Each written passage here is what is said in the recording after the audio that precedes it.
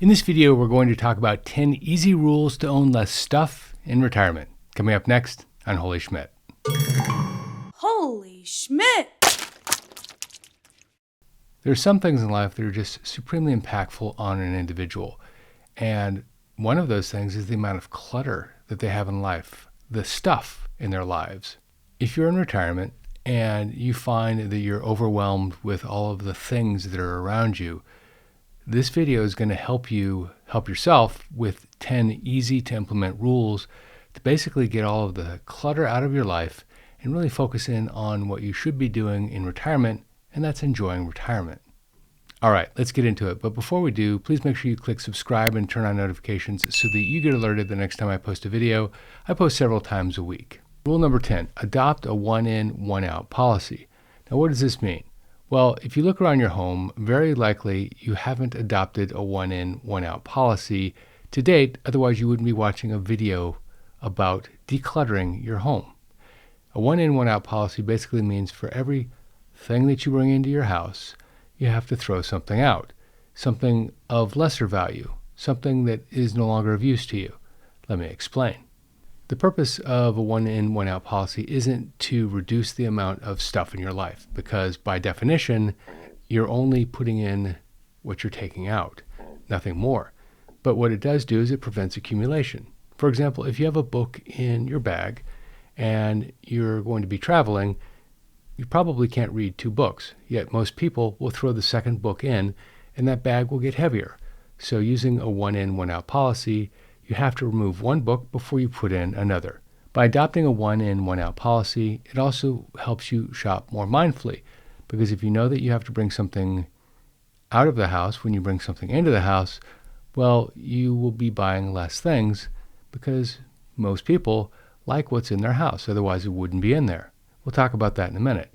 I will say, though, there are some things, like this bad boy right here, that I'd never get rid of. A one in, one out policy helps you make better decisions and prioritize quality over quantity in most cases. It also encourages minimalism because it fosters a lifestyle that focuses on essentials rather than things that you probably don't really need in your life. It also helps you save money because if you're thinking twice about bringing something into the home, you're also thinking twice about whether you should buy it at all. And by focusing in on the fact that you're going to have to throw out something when you bring something into the house, over time, you appreciate the things that are in your home because you've made a conscious decision to keep them. The next rule to own less stuff in retirement is to consider downsizing. Now, I'm going to be honest with you. Every time I mention downsizing to this group, there are a lot of people that feel very strongly that this doesn't apply to them. And this may be true. But I will say that for the vast, vast majority of you, if you had a family and you raised a family in a really big home, well, if it's just you or maybe you and your spouse or your partner, well, in that case, that home is probably too large for you, all things being equal. But people have a personal attachment to their home, of course. For example, my parents have lived in the same home for 40 years. I've been trying to get them to move out for a while now, but to no avail. But the point is that you have an attachment to your home, and some homes are perfect for a retiree. If it's a single level, it has no stairs, for example, or if it's a smaller home and it was really quaint when you bought it and was just enough for your family, or if you never had a family, well, maybe that's the case where this home is appropriate. But putting aside the economics of having a smaller home for a moment, there are some things that are pretty obvious about being in a smaller home as it relates to simplifying your life. The first is that you have less storage space. So you have to make decisions about the things that you haven't seen in years because they're buried somewhere when you do move from one home to the other, because you have to make some choices as you're moving the stuff out. The second is that you'll have less furniture needs, which simplifies your living environment even more.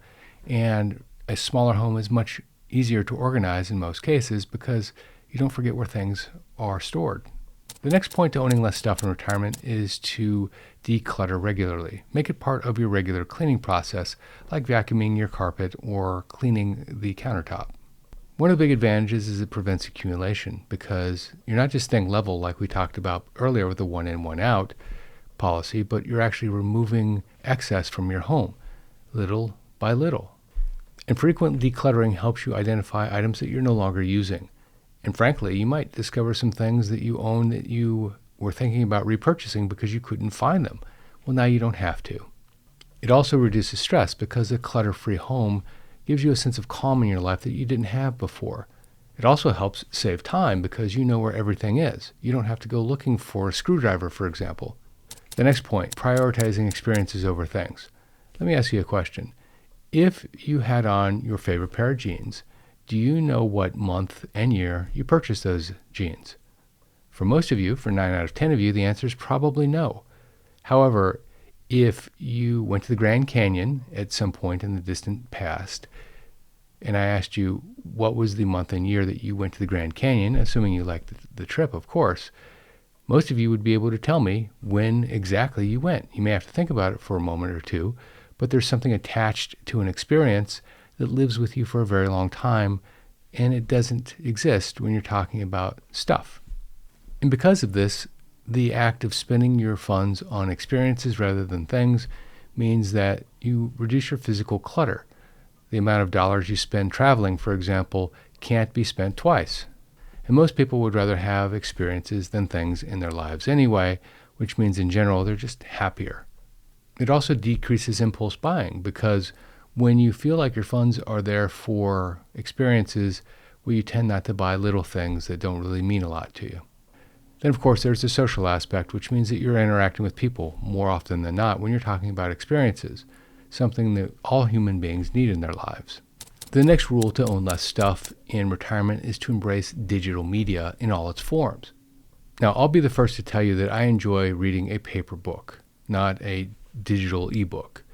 But there is something to the fact that you can store 10,000 of them on a tablet that weighs about 6 ounces, 8 ounces, versus 100, 200, 300 pounds of book, 1,000 pounds maybe of book when you're talking about that many books. So when you replace your books, your CDs, your DVDs, real world stuff that sits on your shelves with their digital equivalent, you're removing a lot of chaos in your home. And more importantly, you're organizing it in one place using a fairly simple system in most cases, which allows you to find it instantly. You don't have to go searching through a box up in the attic to find the DVD from 15 years ago.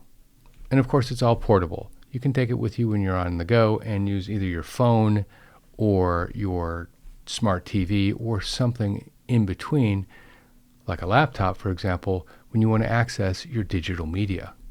The next point is make a conscious effort to let go of sentimental items. Now, I'm not talking about something that is viewed as so irreplaceable that if you were to let it go, you wouldn't be able to live with yourself. What I'm talking about is something that you picked up a few years ago that you may not really have a use for, but you don't necessarily know what to do with it or why you should even give it up because it's just a small thing. I'm helping someone declutter their home right now, a good friend of mine actually, and their home has 25, 30 years of clutter in it, and walking through the home is a bit like walking onto the set of Friday the 13th or some other horror movie where there are things that are just set in time there that really don't look like they belong there anymore. And as a consequence, it keeps this individual living in the past instead of living in the present or even in the future. That's one of the biggest aspects of removing some of the sentimental items in their home that don't serve them anymore. It promotes emotional clarity. If you have an old love letter from an old boyfriend or girlfriend from high school, well, I suppose that might be one of the exceptions, although I don't know that your spouse would like it too much unless they were the one that wrote it for you. But there are a lot of things in our lives that just weigh us down, and we don't necessarily need them in our lives. More importantly, it helps us focus on the present instead of the past, because if you have a plate collection from the 1970s or 1980s that you bought on the shopping network, and it's in a box somewhere, and every time you walk past the box, you kind of take a peek in, well, your mind immediately goes back to the 70s instead of keeping you in the here and now. And for people that are just overwhelmed with this type of clutter, well, they don't really have room for new memories because the old memories are being taken up with the stuff in their lives. By removing the item from your home, It also relieves you of the emotional weight of that item. Now, I don't know what that item may be, and maybe you don't want to get rid of it, but maybe it belongs in a storage area somewhere outside of the home.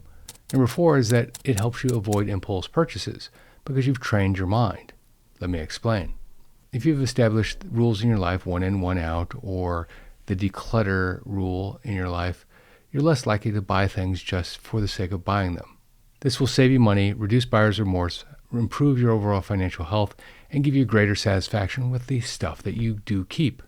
The next rule to owning less stuff in retirement is to sell it or donate it if you're not going to use it. Now, this is supremely important because it helps you get over the emotional aspect of not having it in your life. Because if you know that someone else is going to enjoy it, you're far less likely to resist parting with it. It also helps others in need. Let's be honest, if you have a beautiful dresser that you no longer are using and someone else acquires it from you, well, they're very likely to use it over the next 10, 20, 30 years, and their family as well. And if you do sell it, well, it generates extra income that you can use for other things. The next point is streamline your wardrobe. Now, I do this regularly because for whatever reason, my closet seems to accumulate a lot of junk, and I can't figure out how it all gets in there. But yet, every time I go in, every 3 or 4 or 5 months, there it is. A lot of t-shirts from places that I went to that somehow ended up in a box, which ended up in my closet, for example. I still have clothes from high school that are from a different era, let's say. Yet, every time I throw them out, I find more. The bottom line is that it reduces closet clutter, which is supremely important if you want to organize your life, because your closet is the first thing you see in the morning, or one of the first things that you see in the morning. So by cleaning it out, you now have a much better start to your day. It speeds up your decision making. You now know what you have and what you're going to wear during the day because it's right there. Also, it saves you money because, frankly, if you don't know that you own it or you can't find it and you go out and buy it again, well, by having cleared out your closet and having it available to you, you no longer need to go out and buy it again. You can now wear only the things that are impactful, your style, for example. You aren't wearing things that are on the fringe because they happen to be there and you couldn't find what you were really looking for. It encourages quantity over quality. Every time I see somebody wearing a Def Leppard t-shirt in the grocery store, I know that their closet probably isn't decluttered. You get the point. Number 1, and probably one of the most important, is invest in multifunction items. For example, a universal remote is much easier to use than having one remote for your cable, one remote for your television, and one remote for your streaming service. And to be really clear here, I'm not talking about junk. I'm not talking about something like a self-flipping spatula that can also take the temperature of the meat. I saw one of those one time, believe it or not, and it occurred to me that while it was multifunction, it probably didn't work very well. If you like this video, check out that video, the number 1 way to declutter 35 years of stuff. Also, please make sure you click the like button so others can find this video on YouTube. YouTube uses the number of likes to raise a video in the search results, and I want to help as many people as possible. This is Jeff Schmidt. Thanks for watching.